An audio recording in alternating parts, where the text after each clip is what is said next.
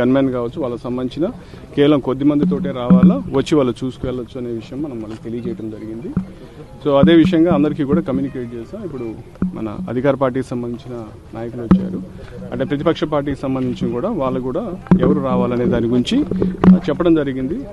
So దాని గురించి ప్రస్తుతం మనం బందోబస్తు చేసుకొని చూస్తున్నాం. హౌస్ అరెస్ట్ అనేది లేదు, వాళ్ళు వెళ్ళొచ్చు అనే విషయం వాళ్ళకి మొదటి నుంచి కూడా ఉదయం నుంచి కూడా చెప్తున్నాము. అయితే వెళ్లే విషయంలో వాళ్ళు ఒక్కరే రావాలి, వాళ్ళతోటి వేరే వాళ్ళు ఉంటే అంటే లా అండ్ ఆర్డర్ సిచ్యుయేషన్ ఉండొచ్చు, ఇటువంటి సర్కమ్స్టాన్సెస్ ఉన్నాయి కాబట్టి మనం ఒక్కరే రావాలని చెప్పి వాళ్ళకి సూచించడం జరిగింది. పోలీసులు అడ్డుకున్నారు, దురుసుగా ప్రవర్తించారు.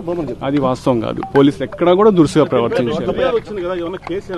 దాని గురించి లీగల్ ఒపీనియన్ తీసుకున్నాం, దాని మీద అప్రోప్రియేట్ యాక్షన్ తీసుకున్నాం. ఎక్కడా కూడా పోలీసు పొరపాటును కూడా ఎవరితో కూడా దురుసుగా ప్రవర్తించలేదు. కేవలం మనం వాళ్ళకి ఉన్న లా అండ్ ఆర్డర్ సిచ్యుయేషన్ గురించి వాళ్ళకి అప్రైజ్ చేస్తున్నాం, వాళ్ళకి సెన్సిటైజ్ చేస్తున్నాం, చేసి పోలీసుకి సహకరించి కేవలం వారితో పాటు ఎంపీ గురుమూర్తి గారు వాళ్ళు ఎవరైతే వాళ్ళిద్దరే రావాల్సిందిగా విజ్ఞప్తి చేస్తాం అంతే. అంటే పెద్ద ఎత్తున పోలీసులు లోపలికి వెళ్లారు, బయట రానివ్వకుండా అడ్డుకున్నారు, అసలు కనీసం కాలు కూడా పెట్టనివ్వలేదని చెప్పి. అది వాస్తవం కాదు. అధికార పార్టీకి సంబంధించిన అనేక మంది నాయకులు, ఎమ్మెల్యేలతో పాటు కొంతమంది కార్యకర్తలు, మిగతా వాళ్ళు కూడా పంపించారు, వాళ్ళు మాత్రం అనుమతించలేదనేది ప్రధానంగా మనం చూస్తే నిజానికి చాలా మందిని మనం స్క్రీన్ చేసాం. ఇక్కడ కూడా గోశాలలో కూడా వచ్చిన వాళ్ళందరినీ కూడా స్క్రీన్ చేసి కేవలం అధికార ప్రతినిధుల వరకే లోపల పంపించడం జరిగింది. మీరు కూడా చూశారు.